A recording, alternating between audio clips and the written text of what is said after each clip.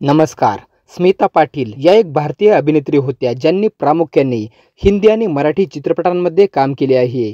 भारतीय चित्रपटसृष्टीच्या इतिहासातील सर्वात महान आणि उत्कृष्ट अभिनेत्रींपैकी गणल्या जाणाऱ्या त्या मजबूत आणि स्वतंत्र महिलांच्या अपारंपरिक चित्रणासाठी ओळखल्या जात होत्या.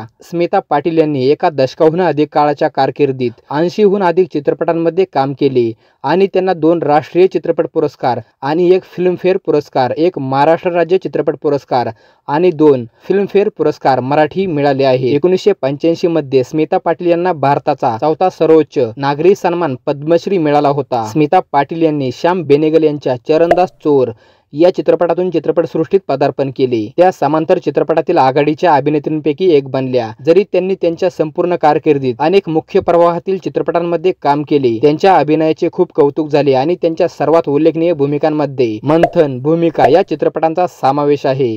त्यांनी सर्वोत्कृष्ट अभिनेत्रीचा पहिला राष्ट्रीय चित्रपट पुरस्कार जिंकला, जैत रे जैत, आक्रोश, चक्र, ज्यामुळे त्यांना सर्वोत्कृष्ट अभिनेत्रीचा दुसरा राष्ट्रीय चित्रपट पुरस्कार मिळाला आणि सर्वोत्कृष्ट अभिनेत्रीचा त्यांचा पहिला आणि एकमेव फिल्मफेअर पुरस्कार.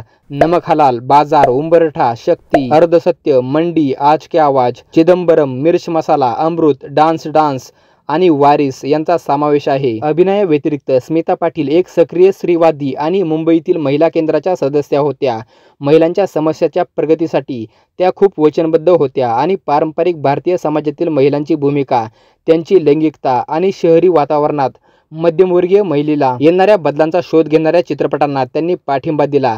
स्मिता पाटील यांचे लग्न अभिनेता राज बब्बर यांच्याशी झाले होते. त्यांच्यापासून त्यांना एक मुलगा अभिनेता प्रतीक स्मिता पाटील हा होता. 13 डिसेंबर 1986 रोजी वयाच्या 31व्या वर्षी बाळंतपणाच्या गुंतागुंतीमुळे त्यांचे निधन झाले. त्यांच्या मृत्यूनंतर त्यांचे 10हून अधिक चित्रपट प्रदर्शित झाले. स्मिता पाटील यांचा जन्म 17 ऑक्टोबर 1925 रोजी पुणे येथे एका हिंदू मराठी कुटुंबात झाला. त्यांचे वडील महाराष्ट्रातील खानदेश प्रांतातील शिरपूर येथील महाराष्ट्रीयन राजकारणी शिवाजीराव गिरधर पाटील आणि आई विद्याताई पाटील यांच्या पोटी त्या जन्माला आल्या. त्यांना 2 बहिणी आहेत, डॉक्टर अनिता पाटील देशमुख, एक फॅकल्टी नवजात तज्ज्ञ, आणि मान्या पाटील सेठ, एक कॉस्ट्युम डिझायनर. लहानपणी स्मिता पाटील या नाटकांमध्ये भाग घ्यायच्या. स्मिता पाटील यांनी मुंबई विद्यापीठातून साहित्याचा अभ्यास केला आणि पुण्यातील स्थानिक नाट्यगटांचा भाग होत्या आणि त्यांचा बराच वेळ film and television institute of इंडियाच्या कॅम्प्समध्ये घालवला, ज्यामुळे अनेकांनी त्यांना माजी विद्यार्थी म्हणून चुकवले.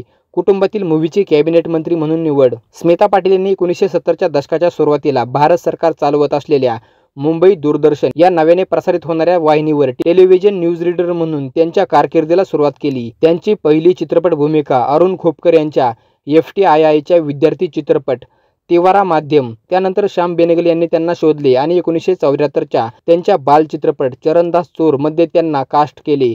स्मिता पाटील यांची पहिली प्रमुख भूमिका त्यांच्या दुसऱ्या चित्रपट मंथन मध्ये होती, ज्यामध्ये त्यांनी दूध सहकारी संघाच्या बंडाचे नेतृत्व करणाऱ्या हरिजन महिलेची भूमिका साकारली होती. त्यानंतर स्मिता पाटील पदार्पणाच्या फक्त 3 वर्षांनी भूमिका या हिंदी चित्रपटातील अभिनयासाठी पहिला राष्ट्रीय चित्रपट पुरस्कार आणि सर्वोत्कृष्ट अभिनेत्रीच्या फिल्मफेअर पुरस्कारासाठी त्यांचे पहिले नामांकन जिंकले.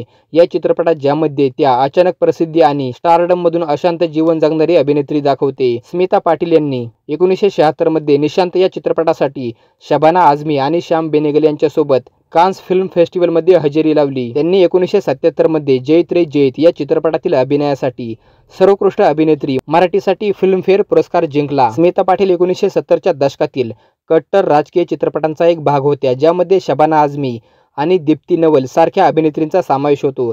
त्यांच्या कामात श्याम बेनेगल, गोविंद निहलानी, सत्यजित रे आणि मृणाल सेन सारख्या समांतर चित्रपट दिग्दर्शकांसह चित्रपटांचा समावेश आहे. तसेच मुंबईच्या अधिक व्यावसायिक हिंदी चित्रपट उद्योगातील चित्रपटांमध्ये प्रवेश केला आहे. त्यांच्या चित्रपटांमध्ये चक्र या चित्रपटामधील त्यांच्या अभिनयासाठी स्मिता पाटील यांना व्यापक समीक्षकांची प्रशंसा मिळाली, ज्यामुळे त्यांना सर्वोत्कृष्ट अभिनेत्रीचा दुसरा राष्ट्रीय चित्रपट पुरस्कार आणि सर्वोत्कृष्ट अभिनेत्रीचा पहिला आणि एकमेव फिल्मफेअर पुरस्कार मिळाला. झोपडपट्टीत राहणाऱ्या भूमिकेच्या तयारीचा एक भाग म्हणून स्मिता पाटील चक्राच्या निर्मितीदरम्यान मुंबईतील झोपडपट्ट्यांना भेट देत असत. 1982 मध्ये दिल ये नादानमध्ये राजेश खन्ना यांच्यासोबत काम करणारे दिग्दर्शक CV श्रीधर हे पहिले होते. या चित्रपटाच्या यशानंतर स्मिता पाटील आणि राजेश खन्ना यांनी आखिर क्यू, अनोखा रिश्ता, अंगारे, नजराना, अमृत सारख्या यशस्वी चित्रपटांमध्ये काम केले. आखिर क्यू या चित्रपटाच्या रिलीजनंतर स्मिता पाटील यांची लोकप्रियता आणि खन्नासोबतची त्यांची जोडी शेगेला पोहोचली. आखिर क्यू या चित्रपटामधील दुश्मन ना करे दोस्तने वो काम किया है आणि एक अंधेरा लाख सितारे ही गाणी चार्टबस्टर झाली. या प्रत्येक चित्रपटात वेगळ्या आणि विविध सामाजिक समस्या होत्या. त्यांच्या अभिनयाचे समीक्षकांनी कौतुक केले. 1986 मध्ये मोहन कुमार दिग्दर्शित अमृत हा वर्षातील 5वा सर्वाधिक कमाई करणारा चित्रपट ठरला.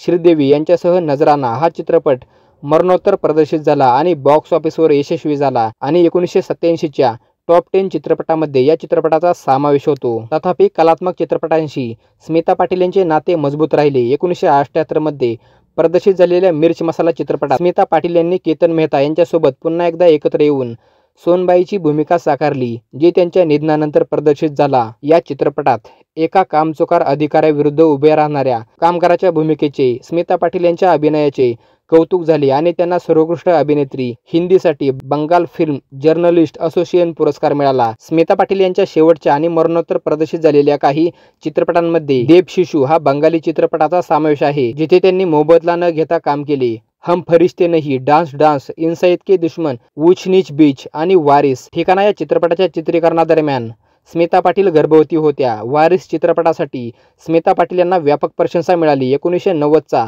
गलियों का बादशाह हा चित्रपट त्यांचा शेवटचा चित्रपट होता. वारिस चित्रपटासाठी स्मिता पाटील यांनी त्यांचा शेवटचा अभिनय पुरस्कार सर्वोत्कृष्ट अभिनेत्रीचा लक्स पुरस्कार जिंकला. जेव्हा स्मिता पाटील अभिनेता राज बब्बर सोबत प्रेम संबंधात अडकल्या, तेव्हा त्यांच्या चाहत्यांकडून आणि माध्यमांकडून त्यांच्यावर तीव्र टीका झाल्या, ज्यामुळे त्यांचे वैयक्तिक आयुष्य ढगाळ झाले आणि त्या मीडियाच्या वादळाच्या भोवऱ्यात सापडल्या. राज बब्बर यांनी त्यांची पत्नी नादिरा बब्बरला सोडून स्मिता पाटील यांच्याशी लग्न केले. राज बब्बर आणि स्मिता पाटील यांची पहिली भेट 1982च्या भीगी पलके चित्रपटाच्या सेटवर झाली. त्यांचा मुलगा अभिनेता प्रतीक बब्बर यांचा जन्म 28 नोव्हेंबर 1986 रोजी झाला. 11 डिसेंबर 1986 रोजी वयाच्या 31व्या वर्षी बाळातपणातील गुंतागुंतीमुळे पाटील यांचे निधन झाले. जवळजवळ 2 दशकांनंतर प्रसिद्ध चित्रपट दिग्दर्शक मृणाल सेन यांनी आरोप केला की स्मिता पाटील यांचे निधन घोर वैद्यकीय निष्काळजीपणामुळे झाले. स्मिता पाटील यांच्या मृत्यूनंतर त्यांच्या मुलाला मुंबईत त्यांच्या पालकांनी वाढवले. माध्यमांनुसार त्यांच्या मृत्यूबद्दल कवी कैफी आझमी यांनी एका धर्मादाय कार्यक्रमात त्यांच्या उद्घाटन भाषणात म्हटले, स्मिता पाटील मरण पावली नाही, त्यांचा मुलगा अजूनही आपल्यामध्ये आहे. स्मिता पाटील यांना भारतीय चित्रपटसृष्टीतील महान आणि सर्वात यशस्वी अभिनेत्रींपैकी एक मानले जाते. 2022 मध्ये त्यांना आउटलुक इंडियाच्या 75व्या सर्वोत्कृष्ट बॉलिवूड अभिनेत्रींच्या यादीत स्थान देण्यात आले. चरणदास चोर आणि मंथन या चित्रपटांसाठी स्मिता पाटील यांना 70 आणि 80च्या दशकात त्यांच्या सौंदर्य आणि फॅशनसाठी ओळखल्या जात होत्या. माध्यमांमध्ये त्यांना हिंदुस्तान टाइम्स सारख्या विविध प्रकाशनांमध्ये स्टाईल आयकॉन म्हणून संबोधले जाते, ज्यामध्ये त्यांना बॉलिवूडच्या सर्वोच्च लैंगिक प्रतीकांमध्ये समाविष्ट केले जाते.